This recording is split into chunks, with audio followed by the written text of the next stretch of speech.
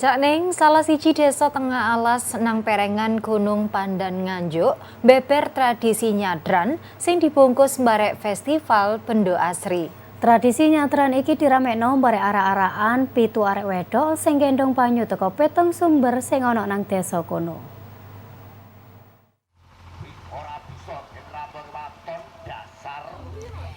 Ratusan warga desa Bendo Asri, Kecamatan Rejoso, Kabupaten Nganjuk, beber tradisi nyadran sing dijenengi Festival Bendo Asri. Festival iki dibeber saben taun. Nang festival sing wis dibeber ping 6 iki, 300 warga sing urip nang perengan Gunung Pandan iki ngaiti tradisi nyadran barek cara arak-arakan teko omahe kepala desa.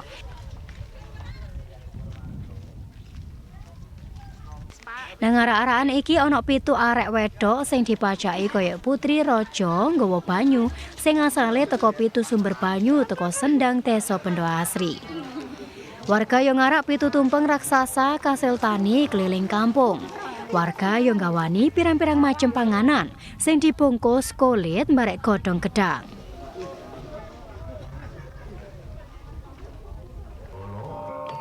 Nang arak-arakan iki ana sing gawe klambi keraton lengkap sak keris barek tumbak pusakane desa. Sawise sampe nang ngarepe omahe kepala desa, banyu sing digawa 7 arek wedok iki terus diserahno nang 7 wong sing dituwakno nang desa kono.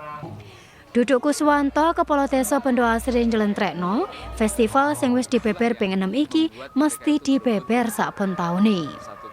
Masih desane ana nang Tengah Alas, tapi warga tetep kepengin jaga budaya barek tradisi lawas. Nang tradisi nyadran iki banyu teko peteng sumber sing diarak ya iso diusapno nang awak gawe ikhtiar kewarasan teko macem-macem penyakit.